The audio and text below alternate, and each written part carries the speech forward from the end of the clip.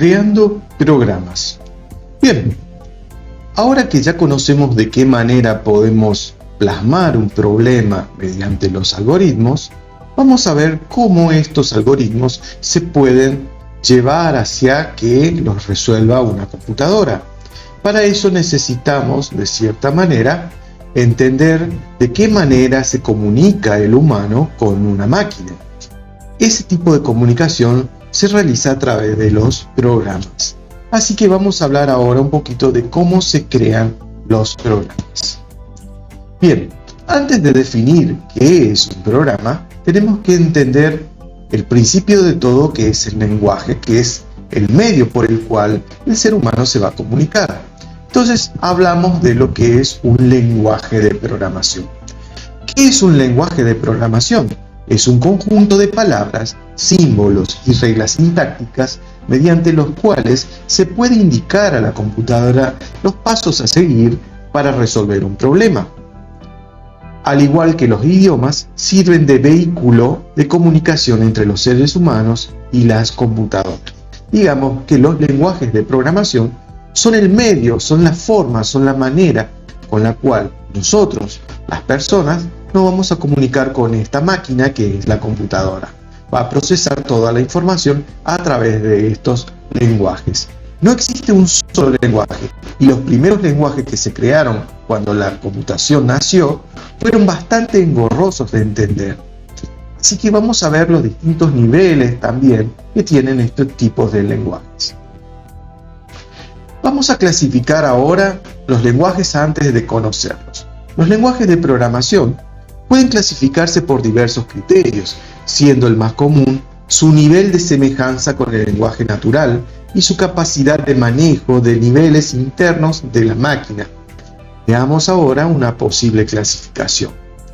Bien, es decir, para aclarar este texto que acabo de leer, simplemente quiero hacer mención que los niveles de los lenguajes con los cuales nos podemos comunicar con la computadora no tiene nada que ver con la calidad de la pronunciación o la palabra o etcétera. Tienen que ver con la simplicidad que tiene a la hora de comunicarnos con la máquina. Si esta máquina, ya que entiende solamente código binario, es más fácil o entendible de explicarle nuestras inquietudes o nuestras necesidades. El primer lenguaje que se creó, con el cual nació la computación, es el lenguaje de bajo nivel. Es un lenguaje típico de máquina, es el lenguaje que entiende únicamente el procesador. Por ejemplo, lenguajes de estos, como de bajo nivel, son los conocidos como ensamblador o assembler. Estos lenguajes son bastante complicados de entender, se utilizan al día de hoy todavía, sobre todo para programar placas, controladores, microcontroladores, procesadores, etc. Su sintaxis es muy complicada de interpretarse y se basa prácticamente en ceros, unos o letras hexadecimales.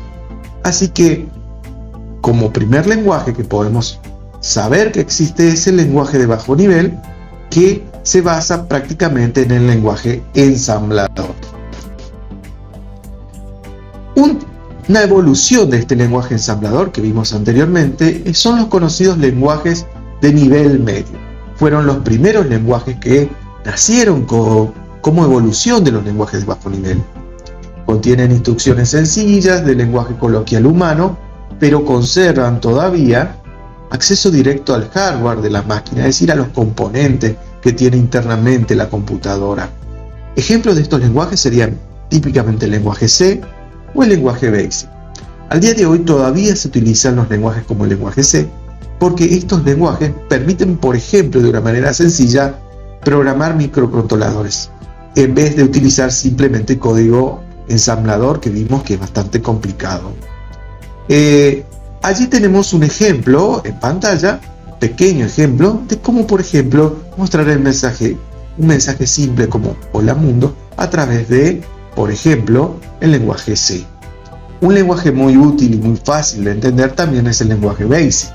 En su momento fue un lenguaje muy popular, al día de hoy prácticamente no se utiliza mucho, pero gran parte de la sintaxis y de la nomenclatura que tiene este lenguaje es el que heredó, por ejemplo, Python a la hora de expresar sus comandos.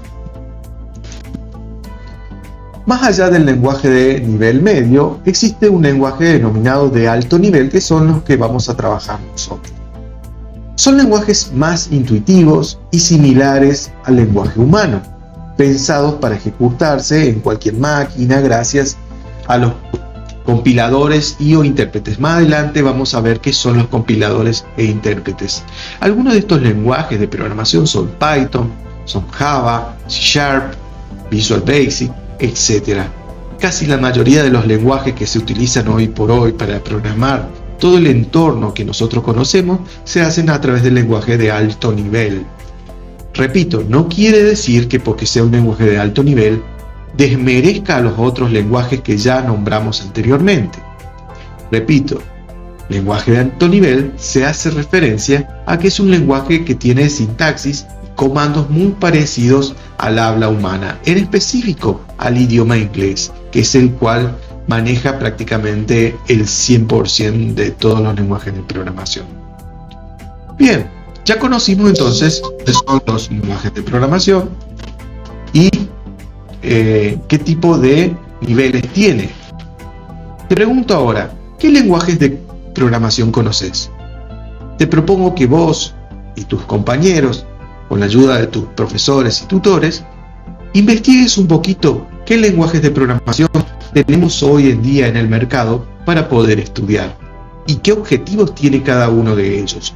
¿Por qué te digo esto? Porque no es lo mismo estudiar Python que estudiar Java, que estudiar C#, C, C++, etc. Cada uno de estos lenguajes tiene un objetivo particular. Así que te propongo que investigues cuáles son los lenguajes que podemos acceder hoy por hoy en el mercado y cuál sería, por ejemplo, el lenguaje que te gustaría aprender. Nos vemos en el próximo video.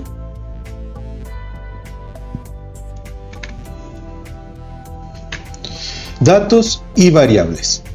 Las computadoras son máquinas que procesan datos. Esto significa que toman datos de entrada, procesan esos datos, elaboran datos intermedios con esos datos que ingresaron adentro de la computadora y luego devuelven otros datos que se conocen como datos de salida. Es decir, que es una máquina que constantemente ingresa información y devuelve información al usuario que la solicita. Bien, veamos cuáles son estos datos que la computadora ingresa en su interior, qué tipo de datos ingresa y también de qué manera los almacena y los trabaja constantemente.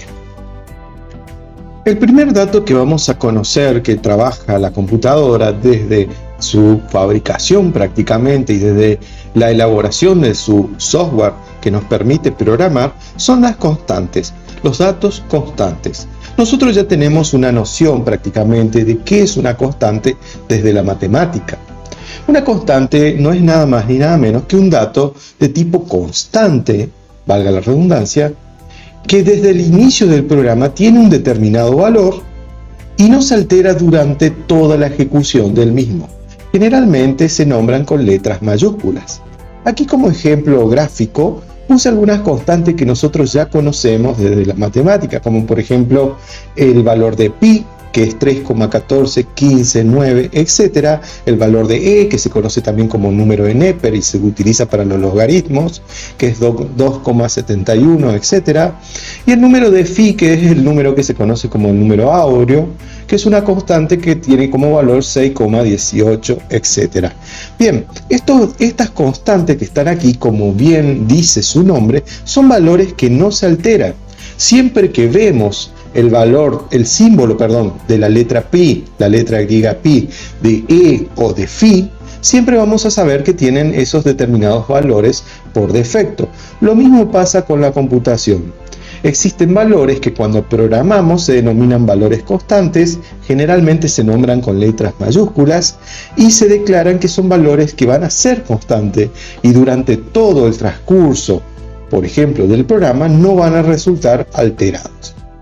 Bien, ejemplos de este tipo de constantes, por ejemplo, cuando trabajamos un ejemplo variable también, ¿no?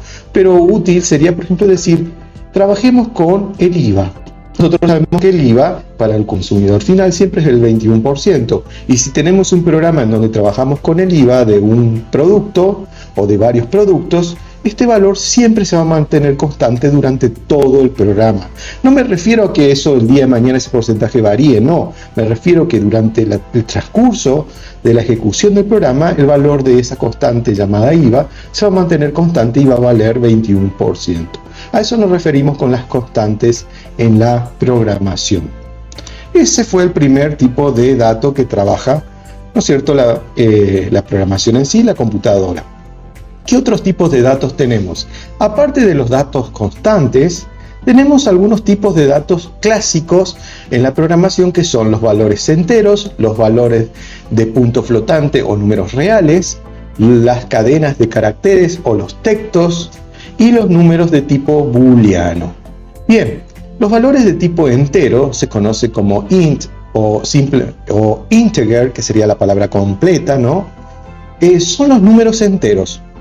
Nada más son el 0, el 1, el 2, el 3, el 25, el 40, el 100, el 1040. Es decir, son valores enteros, son los números naturales. Cualquier número natural yo lo puedo, ¿no es cierto?, almacenar dentro de los valores enteros. Bien, ¿pueden ser también negativos? Sí, o sea, por eso podemos entender que son números enteros, no solamente los naturales, no serían los naturales más los negativos, serían el campo de los números enteros. ¿Qué otro tipo de valores o de datos se pueden almacenar en un programa? Los datos que podemos almacenar, aparte de los números enteros, son los de valores flotantes, los de punto flotante o como conocemos en matemática como números reales.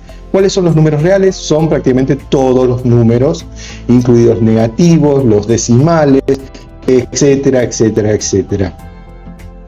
Bien, esos tipos de valores se conocen como números flotantes o float dentro de lo que es la programación.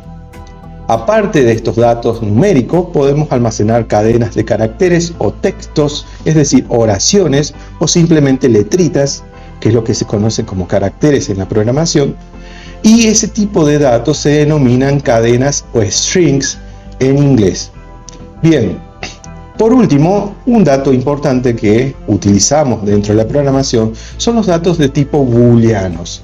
Estos tipos de datos que se denominan booleanos porque solamente tienen dos posibilidades: o son verdaderos o son datos falsos. O llueve o no llueve, es decir, o es de día o es de noche, o es blanco o es negro. Son valores que solamente pueden tomar dos estados, por eso se denominan valores de tipo booleano. Más adelante vamos a utilizar mucho estos tipos de datos, así que si no los conoces todavía, no te preocupes, vas a aprender durante la marcha. De momento vale la pena repasar y recordar que tanto los números enteros, los flotantes, las cadenas de caracteres y los booleanos son los datos más clásicos y típicos que vamos a conocer durante la programación de Python. Variables. Bien, ya sabemos que dijimos que la computadora es una máquina que trabaja datos, los procesa y los devuelve. Pero en el interín, es decir, en el camino, tiene que almacenar en algún lado esos datos que capturó o que le dio el usuario. Bien, ese lugar donde almacena estos datos que se le ingresan, que pueden ser números, letras, etcétera, ya recién vimos que podían ser de distinto tipo, se almacenan dentro de la memoria de la computadora en espacios reducidos y determinados que se denominan variables. ¿Qué es una variable? Son espacios reservados de la memoria de la PC que alojan los datos con los que vamos a trabajar. No se puede trabajar un dato si no está asignado, es decir, si no se alojó un dato dentro de una variable. Así que recordemos eso, una variable en programación no es nada más ni nada menos que un espacio reservado dentro de la memoria de la computadora en donde se guardó un dato determinado. Podemos interpretar que una variable no es nada más ni nada menos como una cajita virtual en donde guardo un dato. Si estos valores son números enteros, esa cajita es de tipo int. Si esta caja virtual guarda números con coma, es decir, con números decimales, podemos decir que son datos o variables de tipo flotante. Y por último, puedo tener una caja que guarda letras o cadenas de caracteres, y estas serían variables de tipo string. Está entonces, recapitulando un poquito, Hay que entender que una variable no es nada más ni nada menos que un espacio de memoria en donde se guardan datos. Estos pueden ser de diversos tipos y estos datos guardan en ese espacio de memoria reservado exclusivamente para ese dato en particular. ¿Qué características tienen las variables? Ahora ya sabemos qué es una variable. Las variables siempre tienen un nombre asociado al dato. Por ejemplo, si yo quiero guardar el dato que es la edad de una persona, voy a guardar en la variable que se llama edad. Si yo quiero guardar el peso de una persona dentro de una variable, voy a guardar en una variable que no se va a llamar automóvil, se va a llamar peso. Es decir, tengo que darle un nombre distintivo a ese tipo de datos que voy a guardar allí adentro. Otra característica que tienen las variables es que siempre a una variable está asociada a una dirección de memoria. Es decir, en qué lugar de la memoria está almacenado ese dato que yo guardé. Una variable, aparte de declararle el nombre que va a tener en donde voy a guardar una información, también automáticamente se le designa una dirección de memoria en donde está alojado ese dato que voy a utilizar posteriormente. Por último, otra característica que tienen las variables es que tiene un tipo de dato asociado. Es decir, cuando yo guardo un dato dentro de una variable, aparte de tener un nombre, la variable, de tener una dirección en la memoria en donde está alojada esa información, también guarda un tipo determinado y solamente un tipo dentro de la variable. Es decir, si una variable guarda edad, que son números enteros, no va a guardar, por ejemplo, caracteres, ni va a guardar otra cosa que no sea números enteros. Si una variable guarda nombres, va a guardar cadenas de caracteres, va a guardar letras, pero no va a guardar, por ejemplo, números flotantes. No tiene sentido porque es una variable que guarda textos. Es decir, una variable puede guardar un tipo de texto a la vez. En Python, este tipo de asignación de tipo de dato que se va a guardar dentro de la variable se hace esto de manera automática. Así que nosotros solamente nos vamos a preocupar por darle un nombre a la variable. Python automáticamente va a determinar si lo que guarda dentro es un número entero, si es un valor flotante o un número real, o si es una cadena de caracteres. Eso nosotros no nos vamos a preocupar, eso ya lo hace Python por su cuenta. Nombres de las variables. Bien, recién habíamos mencionado que una variable, una de las características importantes es que tiene un nombre asociado. Las variables solo pueden ser nombradas con... Y ahora, bien, antes de aclarar esto, vamos a ver de qué manera se nombran las variables. Las variables solo pueden ser nombradas con combinaciones de letras, letras y números, y nombres, números seguidos de guión bajo, ¿cierto? No utilizamos espacios ni tampoco empieza el nombre de una variable con números. Aquí abajo puse como ejemplo algunos nombres de variables, por ejemplo num1, num2, promedio, nombre, fecha, guión bajo NAC, etc. Es decir, las variables se pueden nombrar con letras y números, y letras, números seguidos de guión bajo, etc. Nunca con espacios en blanco ni tampoco con números en su inicio. Comentarios. Muchas veces cuando estamos programando hay que tener en cuenta que hay una parte del código que a lo mejor más adelante cuando lo veamos nuevamente, si el código se hizo muy largo, si el programa se hizo muy extenso, no vamos a recordar qué es lo que hicimos en esa parte. Entonces es útil utilizar algo que se llaman comentarios. Es decir, vamos a escribir texto explicando de qué se trata esta parte del programa que estamos haciendo, y el compilador o el intérprete del lenguaje que estamos utilizando, en este caso sería el intérprete de Python, omite esa parte, hace de cuenta que no hay nada escrito allí y toma como que es invisible eso. Es decir, son bloques de código, bloques de texto dentro del programa que se utilizan para documentar y explicar qué hace una parte del código que estamos trabajando. Simplemente se le adelanta, se le pone delante del comentario que queremos hacer un símbolo de numeral, es decir, esto que parece un tatete chiquito, delante del texto. Eso automáticamente convierte al texto en un comentario. El intérprete o compilador los omite y no los lee. Aquí puse con letras celeste abajo al final. Este es un comentario en Python. Por ejemplo, si yo escribo un comentario diferente explicando este es un programa que realiza un cálculo de suma de números, bueno, le pongo el símbolo de numeral adelante y automáticamente eso ya no es parte del programa, es simplemente un comentario que otro programador o yo mismo más adelante puedo leer e interpretar de qué se trataba. De eso se trata.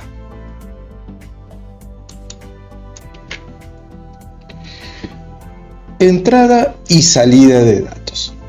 Bien, para que un programa pueda interactuar con el usuario, el programa siempre utiliza funciones específicas de entrada y de salida de datos. Estas funciones, en Python particularmente, son dos. Son muy sencillas y muy utilizadas. Estas funciones son print, que se utiliza para mostrar información, e input, que se utiliza para ingresar información. Es decir, en Python vamos a encontrar dos funciones muy específicas del lenguaje que nos muestran la información y que nos capturan la información que el usuario ingresa, por ejemplo, por teclado. Estas dos funciones, son print e input. Vamos a ver ahora específicamente cómo se implementa. Empezamos por el ingreso de datos. ¿Cómo ingreso información en un programa? En Python particularmente, la entrada de datos se realiza a través de la instrucción input. ¿Y cómo se hace eso? Bien, se escribe el nombre de la variable en donde yo voy a guardar la información, se escribe un igual y luego la función input entre paréntesis con un mensaje alusivo a lo que quiero guardar. Por ejemplo, veamos algunos ejemplos simples aquí abajo. La variable nombre es igual a input ingrese su nombre. La variable edad es igual a input ingrese su edad. Pero fíjense un detalle. Dice adelante de la instrucción input int. Bien, esto se debe a que Python todo lo que ingresa por defecto con la instrucción input lo considera como un texto, como una cadena de carácter.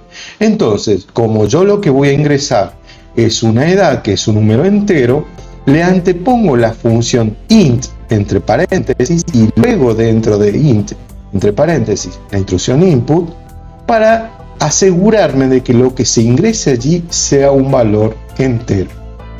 Lo mismo sucede si quisiese guardar, por ejemplo, un precio. El precio es igual, por ejemplo, a input ingrese su precio, ingrese el precio.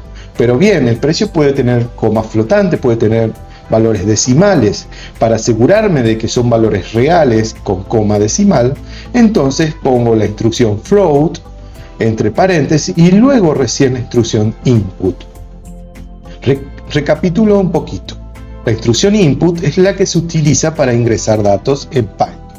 Ahora, en particular, si el dato que voy a ingresar es de un tipo, como por ejemplo entero o flotante, o booleano en todo caso, ¿no? También podría ser booleano. Bien, se aclara delante del input de qué tipo es el dato que voy a ingresar. Esto no te preocupes, si de momento te parece un poco engorroso, lo vamos a ver con ejemplos más prácticos en consola dentro de unos momentos. Es decir, ingreso de datos, instrucción, input. Bien, ya ingresamos los datos. ¿De qué me sirve que ingrese datos si yo no los puedo ver? Bien, para eso el hermano gemelo de la instrucción input es la instrucción o la función print, que en inglés significa imprimir, mostrar por pantalla. A eso se refiere, no imprimir por impresora, eso es otra cosa. Aquí print hace referencia a imprimir por pantalla, a mostrármelo por la pantalla al resultado en la consola de programación, ¿no? Y esta función siempre muestra algo. Si no le pongo nada dentro del paréntesis, porque consta simplemente de la instrucción print, del texto print, entre paréntesis y comillas, el mensaje que el usuario va a ver. Acá hay algunos ejemplos de la instrucción print. Por ejemplo, print, ¿cómo estás? El usuario vería, por ejemplo, ¿cómo estás? Si lo que yo pongo dentro del paréntesis no es un texto, sino es una variable que yo previamente declaré y le guardé datos, va a mostrar el valor de lo que contiene en su interior la variable. Si la variable no contiene nada en su interior, simplemente va a mostrar un espacio en blanco. Y por último, también podríamos mostrar un texto y conjuntamente con el texto lo que una variable haya guardado anteriormente. Por ejemplo, print, imprimime, la nota que te sacaste es, nota. Lo que vería el usuario sería la nota que me saqué es, por ejemplo, un 10. ¿Está? Es decir, esto lo que hace es muestra un texto y a su vez lo que contiene una variable en su interior. Nuevamente te repito, si esto es simplemente una introducción, ya vamos a ver en consola un ejemplo más práctico en donde vas a entender mucho mejor todo esto. Simplemente te lo adelanto de manera teórica. Recapitulando un poquito, hay dos instrucciones importantes en Python. Una es la instrucción input, que mete datos, y la otra que saca el dato, que lo muestra por pantalla, que es la instrucción print. Print generalmente se utiliza para mostrar mensajes o para mostrar lo que contiene en su interior una variable. Operador de asignación igual. Esto parece algo engorroso lo que se nombra, ¿no? Pero simplemente es el nombre que tiene el simbolito igual en Python. ¿Por qué tiene ese nombre tan extraño? Porque lo que hace es lo siguiente. Cuando yo tengo un valor y lo quiero guardar adentro de una variable, lo que hace este simbolito de igual, que se denomina operador de asignación, asigna lo que vale aquí a la derecha dentro de lo que está en la variable, del nombre de la variable. Es decir, el carácter igual siempre guarda o copia lo que tiene a su derecha en la variable declarada a la izquierda. ¿Está? Es decir, si yo tengo la variable edad igual a 50, lo que hace es el valor 50 lo guarda dentro de la variable edad. Tengan en cuenta eso, que el operador asignación lo que hace es siempre guarda o copia lo que tiene a su derecha, el valor que está a la derecha, dentro de la variable que se declaró a la izquierda. Eso es lo que hace el operador de asignación. No es simplemente un simbolito de igual, sino lo que hace ese trabajo, guardar algo dentro de otra cosa. Bien, finalmente, para terminar esta parte teórica de esta clase, de esta masterclass, vamos a recapitular un poquito qué es lo que vimos acá. Vimos que la computadora trabaja con datos y variables. Los datos pueden ser de tipo entero, flotante, booleano, caracteres, etc. Bien, todo muy bien. ¿Y esos datos se guardan en dónde? En la memoria de la computadora. Vimos que ese espacio en la memoria donde se guardan los datos se denominan variables. Y esas variables tienen ciertas características como que tienen nombre, tienen un espacio, etcétera, un tipo, etcétera, etcétera. Bien, ya sabemos entonces sobre los datos y sobre las variables. También vimos en esta clase que existen dos funciones muy importantes, importantísimas en Python, que son print e input. Una sirve para mostrar, print imprime, e input y sirve para ingresar datos dentro del programa. ¿Está? Tengan en cuenta eso. Por último, lo que vimos fue que teníamos un simbolito igual que se llama operador de asignación y permite guardar lo que tengo a la derecha de la variable dentro del nombre de la variable propiamente dicho. Bueno, eso es lo que vimos en esta masterclass. Vamos a ver en el próximo video ejemplos prácticos de cómo se utiliza todo esto y de qué manera muy sencilla lo aprenderemos a usar y a reutilizar siempre cuando estemos programando. Muchas gracias a todos y nos vemos en el próximo video. Nuestra idea en este video es poner en práctica un poquito todo eso que estuvimos viendo a través de la introducción a la programación. Así que lo que primero vamos a hacer, vamos a abrir nuestro editor de código, que en este caso es Visual Studio Code. Vamos a crear un nuevo programa y vamos a empezar a probar todo aquello que veníamos diciendo. Entonces, para crear un nuevo programa, lo que vamos a hacer es, vamos aquí al icono que dice nuevo archivo, le damos clic allí y finalmente le ponemos el nombre del programa que vamos a diseñar. En este caso particular, como es nuestro primer programa, podemos llamarle de esa manera: primer-programa. Bien, hay que recordar que todo archivo que vamos a trabajar en el lenguaje Python debe terminar con la extensión .py. Así que sería .py, enter, y automáticamente allí ya podemos comenzar a codificar nuestro programa.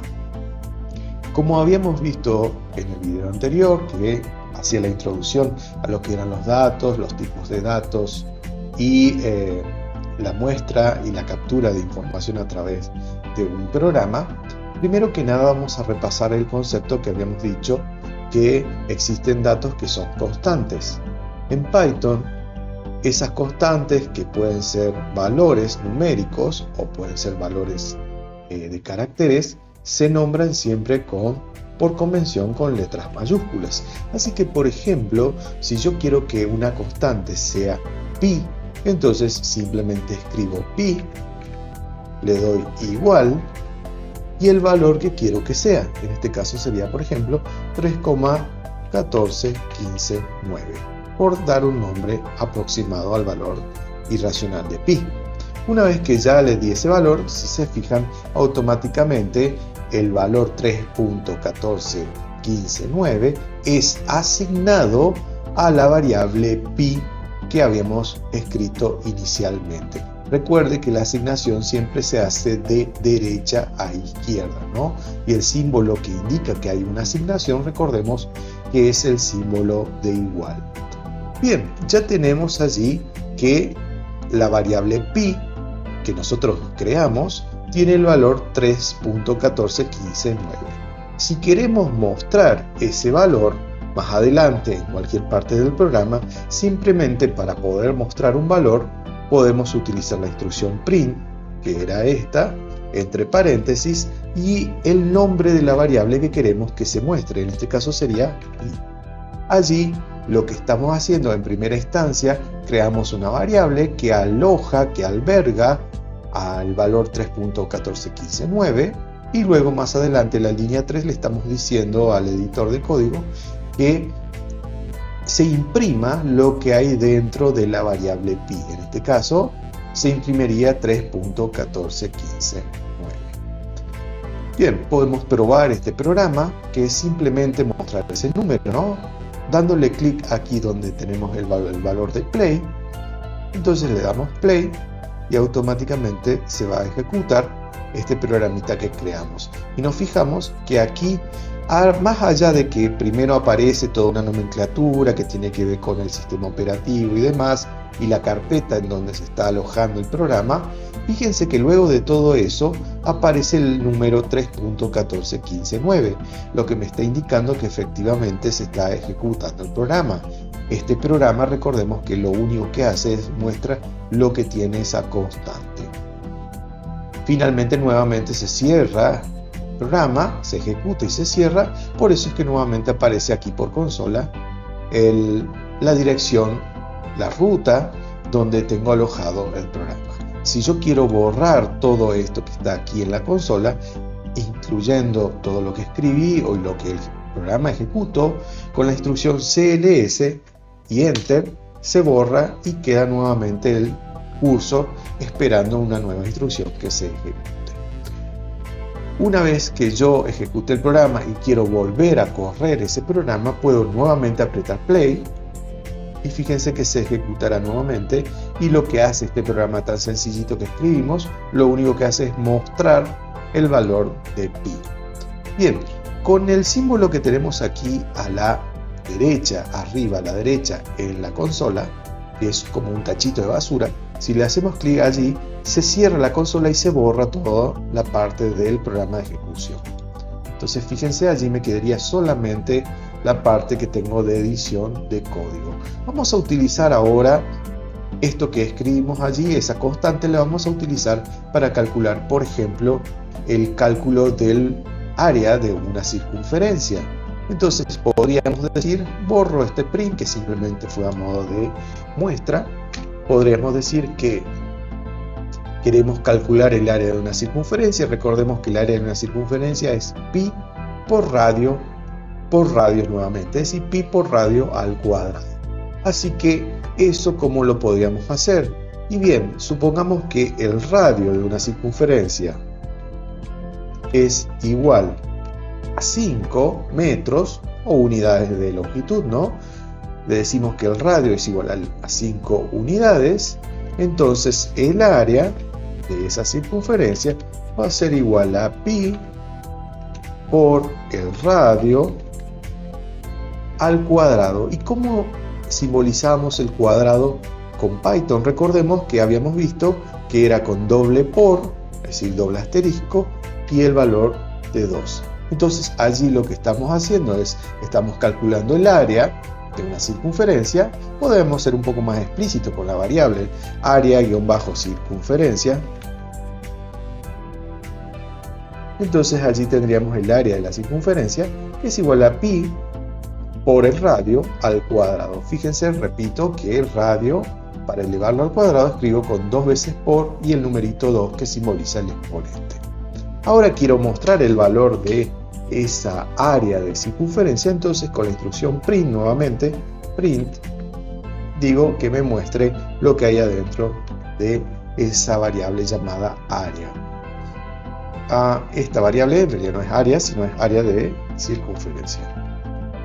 Bien, entonces allí lo que estoy haciendo es, primero que nada, leemos qué es lo que escribimos en este código, asignamos el valor de 3.14159 a la constante pi, decimos que el radio es igual a 5, o sea que la variable radio es igual a 5, le asigno el valor de 5 al radio. Después digo que la variable área de circunferencia es igual a lo que vale la constante pi por el radio nuevamente, o por el radio elevado al cuadrado. Todo ese cálculo que está aquí se asigna a la variable área de circunferencia. Finalmente, como ya efectué ese cálculo, le digo a la computadora que me muestre ese cálculo haciendo la instrucción print área de circunferencia. Corremos este programa para ver cómo queda todo esto, y finalmente esto quedaría de esta manera. Me dice que finalmente el área es 78.539. Ese sería el área. Si queremos ser más explícito de que aclaremos el valor, porque aquí yo sé que este área corresponde a esta circunferencia de radio 5, pero no tengo otra referencia más que este cálculo. Entonces, para hacerlo más explícito, recordemos que se podría, dentro de la instrucción print, poner, por ejemplo, entre comillas, un mensaje y separado por una coma el cálculo que quiero o la variable que quiero que se concatene, que se pegue al mensaje que necesito mostrar. Entonces podría escribir entre comillas el área de la circunferencia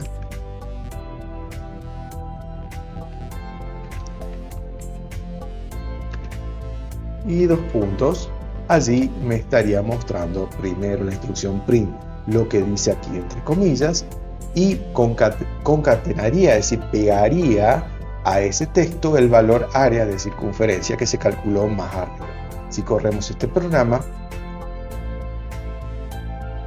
vemos que efectivamente el mensaje sería: el área de la circunferencia es 78.53975 unidades de superficie.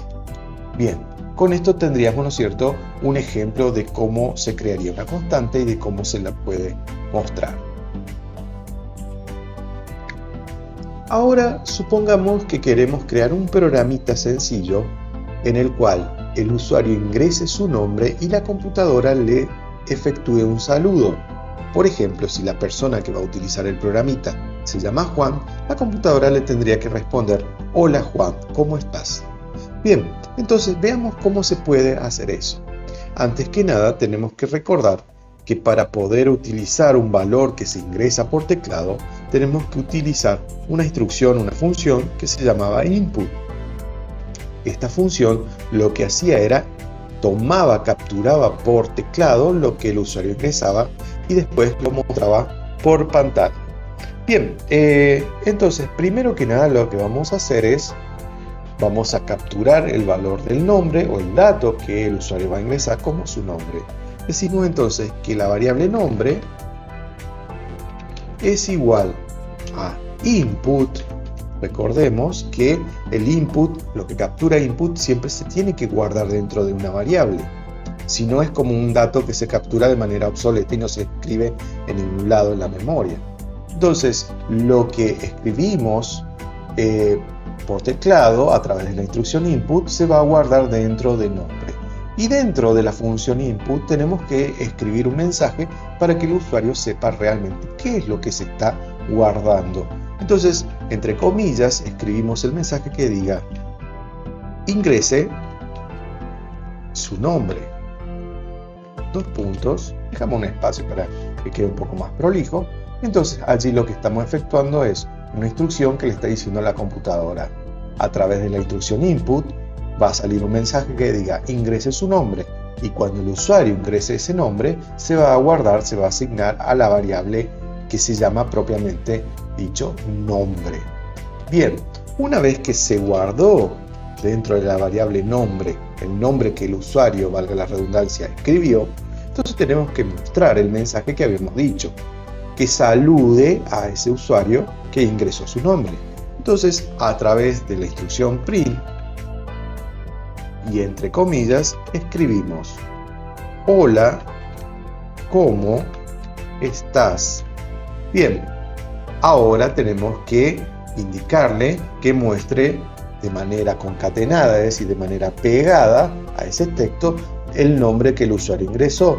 Así que allí ponemos la variable nombre y automáticamente lo que va a hacer la computadora en primera instancia en la línea 1, captura lo que el usuario ingresa por teclado como nombre y lo guarda en la variable llamada nombre. En la línea número 3 de este código tenemos una función que se llama print, que lo que va a hacer es, va a imprimir un mensaje que diga: hola, ¿cómo estás? Y a ese mensaje le va a agregar, le va a añadir, le va a concatenar, que sería el término correcto, el nombre que se había ingresado. Así que fíjense qué sucede. Vamos a correr este programita para ver qué está sucediendo. Vemos allí que nos pide aquí en la consola: ingrese su nombre. Por ejemplo, ingreso el mío, que es Daniel, enter, y diga: hola, ¿cómo estás, Daniel? Fíjense, estaría funcionando el programa propiamente dicho. A ver, lo corremos nuevamente.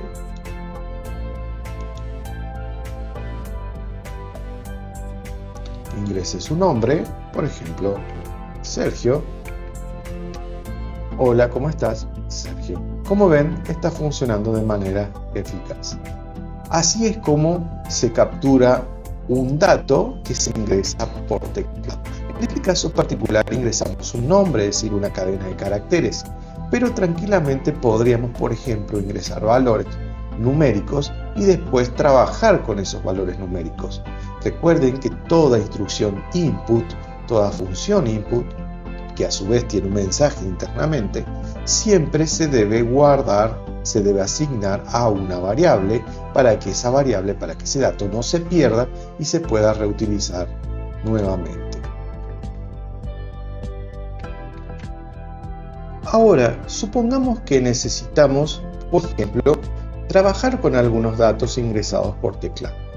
Supónganse que vamos a crear un pequeño programita en el cual el usuario ingrese un número 1, un número 2, sume esos dos números y muestre por consola el resultado de la suma.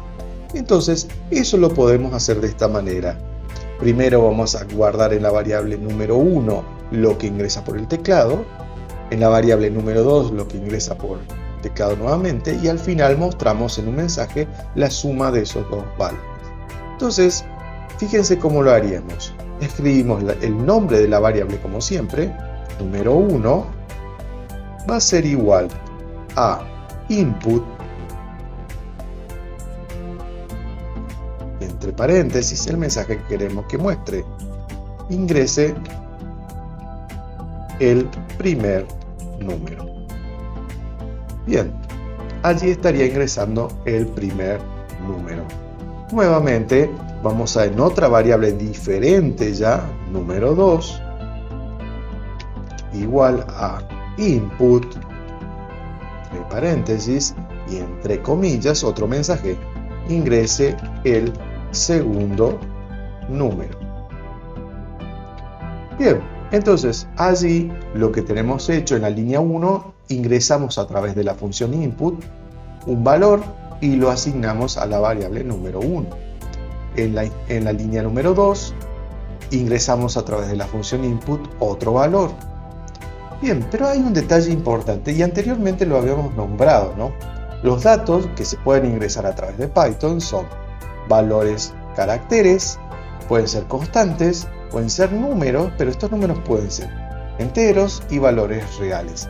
Entonces, como Python por defecto a través de la instrucción de la función input ingresa todo como si fuera que son caracteres, entonces yo le voy a decir a Python de una manera imperativa, o sea, afirmando de que lo que se va a ingresar van a ser números. Entonces digo, delante de input escribo int, o mejor dicho, encierro toda la instrucción input a través de la función int.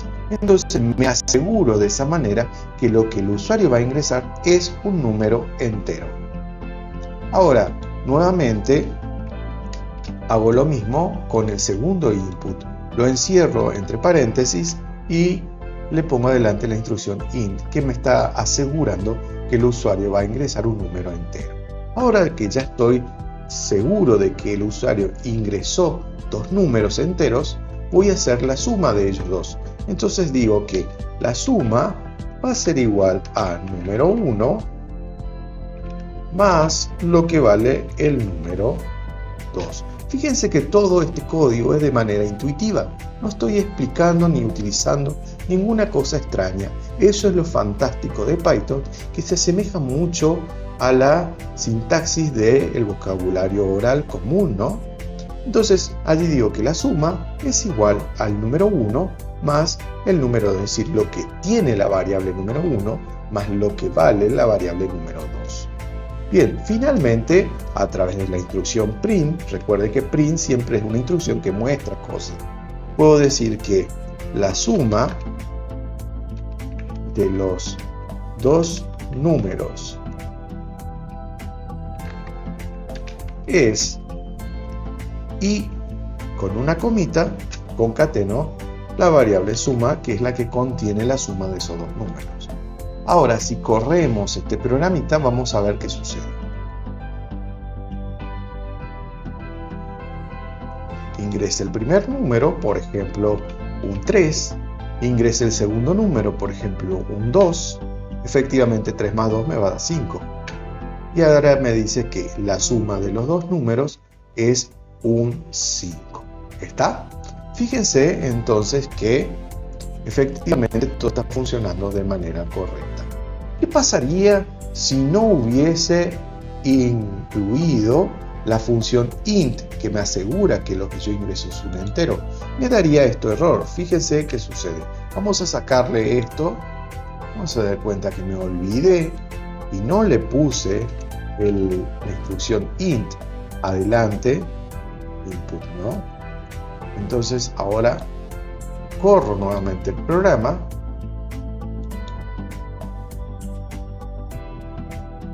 y me pide ingrese un número, por ejemplo el 2, ingrese el número el 3, y fíjense un detalle importante.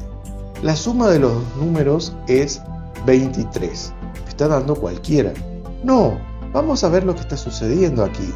Borro esto y fíjense, como yo no le estoy indicando a Python que lo que voy a ingresar es un número entero de antemano, yo aquí podría escribir, por ejemplo, un nombre, María, enter, Pedro, enter, y fíjense que la suma de los dos números es María Pedro, todo pegado.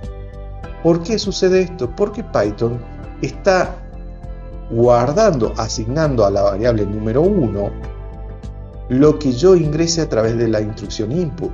No pregunta ni se fija qué es lo que se está ingresando. Simplemente sabe que se ingresó algo y lo guarda allí. Bien, para que se asegure de que eso va a ser un valor numérico, por eso es que le tenemos que previamente encerrar a la instrucción input a través de esa simbología que era int. En el caso que quiera trabajar con valores flotantes, es decir, con números reales, en vez de la instrucción o de la función int, utilizaría la función float, que lo habíamos visto anteriormente. Bien, eso es un detalle importante para que lo tengan en cuenta. Cuando yo no declaro que el dato que se va a ingresar es un valor entero o es un valor real de coma, Python lo va a tomar por defecto que es un valor alfanumérico, es decir, es un carácter, no es un número. O si es un número, lo va a tomar como un símbolo, no como un número en sí. Es un detalle importantísimo a tenerlo en cuenta. Por último, como último ejemplo que podemos realizar para repasar todo eso que vimos con las instrucciones, supónganse que queremos realizar el promedio de 3 números. Entonces, lo que vamos a hacer es, reutilizando un poquito todo este código que tenemos aquí, tenemos número 1, ingresa el primer número 2, ingresa el segundo número, nos faltaría, por ejemplo, ingresar el tercer número, ¿no? Entonces lo que podemos hacer, tal y cual como lo haríamos en cualquier procesador de texto, copiamos y pegamos esta instrucción para ahorrar tiempo. Y aquí corregimos, número 3 en este caso, sería igual a input ingrese el tercer número. Bien, allí ya tenemos, ¿no es cierto?, ingresados los 3 valores por teclado y se van a asignar en cada una de las variables. Número 1, número 2 y número 3. Bien, por último, como es un promedio, recordemos que el promedio es la suma total de todos los valores dividido la cantidad de valores. En este caso tengo 3 números, o sea que sería la suma total dividido 3. Así que la suma sería número 1 más número 2 más número 3. Bien, allí tendría la suma. Y el promedio, puedo llamar a una variable que se llame promedio, es igual a la suma dividido 3. Con eso tendría declarado, ¿no es cierto?, cómo calculo el promedio de la suma de estos 3 números. Así que finalmente aquí en este mensaje, en vez de decir la suma de los 2 números es, diría el promedio de los números, el promedio de los 3 números, no sería de los 2 números, corregimos esto, de los 3 números es, y aquí mostramos la variable promedio. Bien, ahora corremos el programa, play, y efectivamente nos dice, ingresa el primer número, por ejemplo un 5, ingresa el segundo número, por ejemplo un 2, ingresa el tercer número, por ejemplo el 1. Y si hacemos Enter me tendría que mostrar el mensaje con el promedio de la suma de 5 más 2 más 1. Y fíjense un detalle, aquí nuevamente nos saltó un error. ¿Por qué nos salta ese error? Porque, si recordamos, nosotros aquí estamos ingresando 3 valores, pero estos valores en realidad para Python no son números, son caracteres. Entonces, vamos a corregir ese error. Adelante de la función input le agregamos int para indicar que estamos ingresando 3 valores enteros y no son caracteres, si no nos va a volver a dar error indicando que no puedo hacer el promedio de 3 letras. Entonces le pongo int y lo encierro entre paréntesis a los input, indicando que esos valores que se van a ingresar van a ser valores enteros. Bien, entonces nuevamente corremos el programa y ahora sí, nuevamente decimos ingresamos un 5, ingresamos un 2, ingresamos un 1 y me dice que el promedio de los 3 números es 2,66 periódico. Efectivamente, porque la suma de los 3 números, 5 más 2 es 7, más 1 es 8 y 8 dividido 3 me da 2,66. Bien, espero que estos programitas muy sencillitos les hayan dejado en claro más o menos porque esto requiere un poco de práctica y a través de sus profesores y de sus tutores van a ir logrando esto de una manera mucho más rápida y eficiente de lo que ustedes creen, porque es muy sencillo, simplemente es aprender a escribir los comandos adecuados cada vez que tenemos que enfrentar un problemita, un algoritmo que tenemos que plantearlo a través de la escritura de código. Tengan en cuenta lo siguiente, recuerden de escribir las instrucciones de manera correcta y eso solo se obtiene con la práctica. Cuando ingresamos valores numéricos hay que tener en cuenta el detalle de anteponer la función int o en su defecto float para que se pueda realizar cálculos numéricos. Y en el caso que quiera ingresar caracteres o letras alfanuméricas, no hay ningún inconveniente porque input por defecto considera todo que es alfanumérico, es decir, que es un carácter o una letra. Muchas gracias, gente, por haber participado de esta masterclass. En próximas clases vamos a continuar con todo esto de la programación y vamos a ver ejemplos mucho más puntuales, con ejemplos didácticos importantes a través de guías de estudio. Gracias por su participación y nos vemos en el próximo video. Estructuras de control secuenciales. Bien, ahora vamos a hablar un poquito de este primer tipo de estructura de control que existe en la programación. Es la estructura más básica que existe a la hora de programar y es la que en principio vimos desde los primeros ejemplos que vimos anteriormente. ¿De qué se trata una estructura secuencial?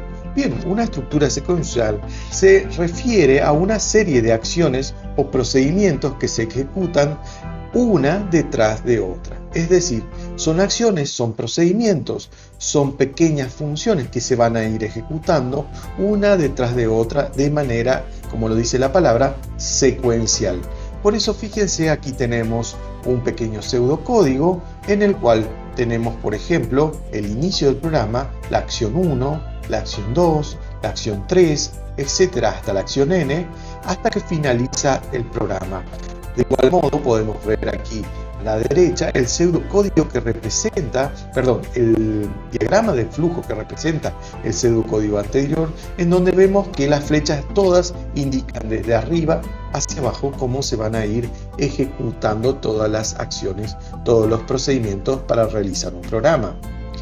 En síntesis, una estructura secuencial, una estructura de control secuencial, es un programa sencillo en el cual se ejecuta una acción detrás de otra hasta que finaliza el programa. Veamos un ejemplo de cómo implementar este tipo de estructura de control secuencial. Por ejemplo, dice este pequeño programa: realizar un programa que permita ingresar por teclado los valores de 3 números enteros y muestra al final el promedio de ellos 3. Bien, hicimos algún ejemplo parecido a esto, así que lo vamos a recapitular a esto más desde el punto de vista teórico para ver cómo podemos implementar todo este sistema, o mejor dicho, cómo estaba implementado de manera indirecta este método que se conoce como estructura secuencial. En principio, podemos declarar el pseudocódigo con el cual está diseñado nuestro programa, ¿no? Y el pseudocódigo podría, entre tantos pseudocódigos, porque no hay dos pseudocódigos iguales, podríamos decir de manera sencilla que este empezaría de la siguiente manera. Tendríamos un inicio del programa, capturaríamos el primer número, luego capturamos el segundo, tercero capturamos el tercer número. En cuarta instancia sumamos estos 3 valores que ya se capturaron. Después esa suma la dividimos por 3, ¿para qué? Para obtener el promedio. Finalmente mostramos el resultado de ese promedio y se finaliza el programa. De esa manera tendríamos un pseudocódigo bastante sencillo en el cual explicaríamos qué procedimiento utilizaríamos para programar este pequeño software que nos permite calcular el promedio de 3 numeritos ingresados por teclado. Ahora, ¿cómo quedaría el diagrama de flujo, o sea, los gráficos, de manera simbólica, del ingreso de información? Aquí vemos que nuevamente tenemos un inicio y tenemos un final del programa. Fíjense que todas las acciones se van desarrollando desde arriba hacia abajo de manera, como lo dice el nombre, secuencial. Por otro lado, tenemos el ingreso de los tres datos, es decir, el número 1, el número 2 y el número 3. Recuerden que la simbología para indicar que se ingresaba un dato era el paralelogramo. Por eso el número 1, el número 2 y el número 3 están simbólicamente ingresados a través de estos tres paralelogramos.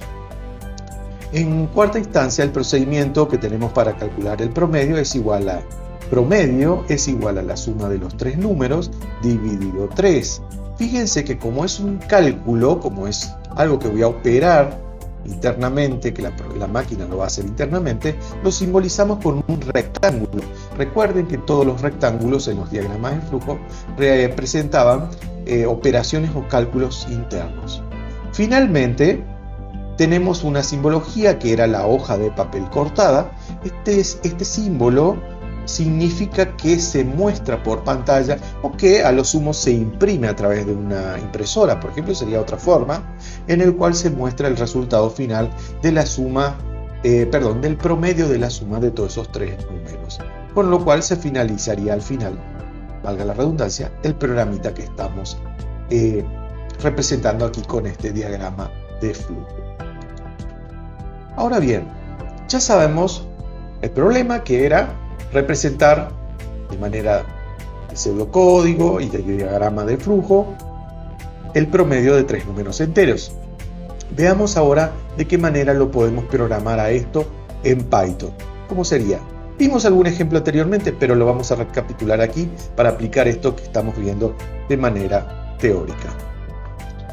Bien, aquí tenemos abierto nuestro Visual Studio Code y vamos a comenzar a programar el problemita que lo queremos representar de manera de estructura secuencial. Bien, en nuestra carpetita donde ya venimos trabajando, vamos a crear un nuevo archivo con el simbolito de más y ponemos el título de promedio, por darle algún nombre alegórico, ¿no? .py para indicar que es un programita de Python. Damos Enter y allí ya estaríamos, ¿no es cierto?, en condiciones naturales de empezar a programar nuestro pequeño código en Python. Bien, entonces, lo primero que tenemos que hacer es, como decía el diagrama de flujo, capturar el primer número, el segundo y el tercero. Eso lo hacíamos a través de variables. Recordemos eso, que esos valores que vamos a capturar los vamos a guardar en lugares de memoria que luego, a posteriori, se puedan trabajar. Entonces, vamos a decir que la variable número 1 es igual a un valor entero que va a ser ingresado por teclado. ¿Está? Eso se simboliza con la función int y entre dos paréntesis. Pero fíjense que yo adentro de la función int lo que voy a hacer es, primero que nada, le voy a indicar la instrucción input para que se pueda ingresar por teclado, ¿no es cierto?, el valor que me interesa que se ingrese. Sería input y un mensaje entre paréntesis que diga ingrese el primer número. Dos puntos. Allí tendríamos, ¿no es cierto?, el primer número que se va a ingresar a través de la función input. Pero fíjense un detalle, recordemos que input ingresaba todo como cadena de texto, es decir, como si fueran letras. Así que a través de la función int que escribí en primera instancia, estoy de cierta manera asegurándome que ese valor que se ingrese por teclado sea considerado como un número entero, no como una letra. Y bueno, ese valor que se ingresó a través del teclado, a través de la función input, que luego la pasé a número entero, la guardo dentro de la variable número 1. Eso sucede a través de la asignación del simbolito igual que tenemos aquí. Bien, ya tenemos el número 1 ingresado. Vamos a hacer lo mismo con los otros dos valores que también se tienen que ingresar. Vamos a copiar y pegar dos veces más este texto que acabamos de escribir para ahorrarnos tiempo. Copiamos, Control C, Enter, Control V, Enter, Control V. Allí ya tendríamos copiado 3 veces, ¿no es cierto? Nos ahorramos bastante tiempo el código. Pero vamos a corregir algo, porque queremos guardar no el número 1 varias veces, sino la variable número 2. Y podemos decir en el mensaje que ingrese el segundo número. Lo mismo hacemos para la variable número 3, con lo cual me quedaría el número 3 es igual a ingrese el tercer número. Bien, finalmente, como ya tenemos las tres variables cargadas con los tres números que ingresó el usuario por teclado, vamos a calcular, ¿no es cierto?, la suma de esos tres valores. Entonces podemos decir que suma, o sea que la variable suma, es igual a número 1 más lo que vale el número 2 más lo que vale el número 3. Y allí tendríamos, ¿no es cierto?, de cierta manera, ya asignada a la variable suma, la suma de estos tres valores que creamos aquí. Fíjense que automáticamente, eso es lo lindo de Visual Studio Code, me está avisando de manera subrayada aquí, en color naranja, que el número 3 no existe. Entonces, y si me fijamos aquí arriba, vemos que dice número 2 nuevamente, así que corregimos eso y ya el error se va a eliminar automáticamente. Bien, entonces tenemos ya capturado los tres números, tenemos una variable suma en la cual se asigna, se le alberga la suma de los tres valores anteriores que se obtuvieron por teclado. Ahora vamos a calcular el promedio. Promedio es igual, la variable promedio es igual a ¿qué cosa?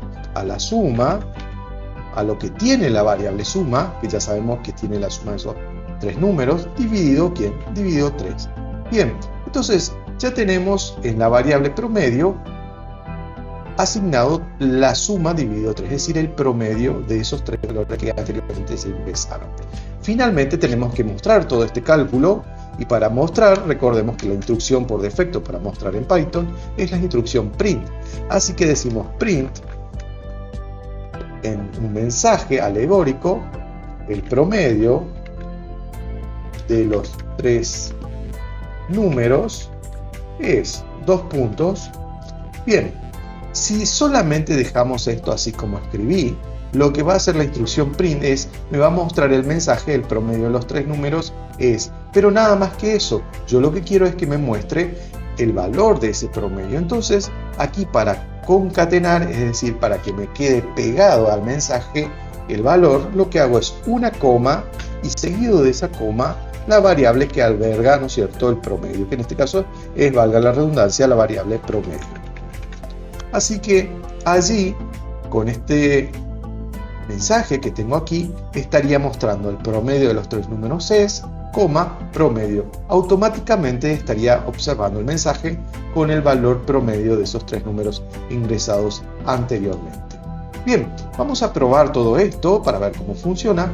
Vamos acá arriba a donde hay un play y decimos ejecutar archivo de Python y veamos qué sucede.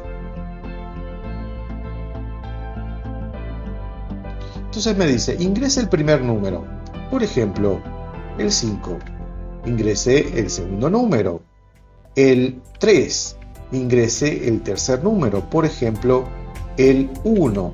Y ahora decimos Enter y automáticamente me tendría que mostrar el promedio de esos tres números. Y me dice que el promedio de esos tres números es 3.0. Veamos a ver si es cierto. Fíjense, tenemos que 5 más 3 es 8, 8 más 1 es 9 y 9 dividido 3 me dan 3. Exacto.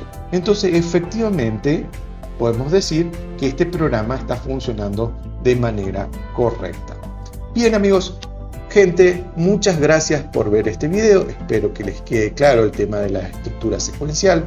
Es una estructura muy sencilla de entender en la cual simplemente siempre aplicamos un procedimiento detrás de otro.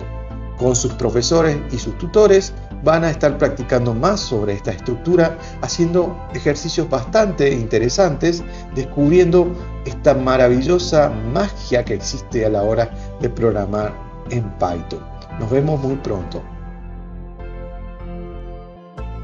Bien, esta parte de los videos es bastante interesante y la vamos a tener con más frecuencia después que terminemos cada bloque de educativo que vengamos trabajando, que son los bloques de desarrollos propuestos.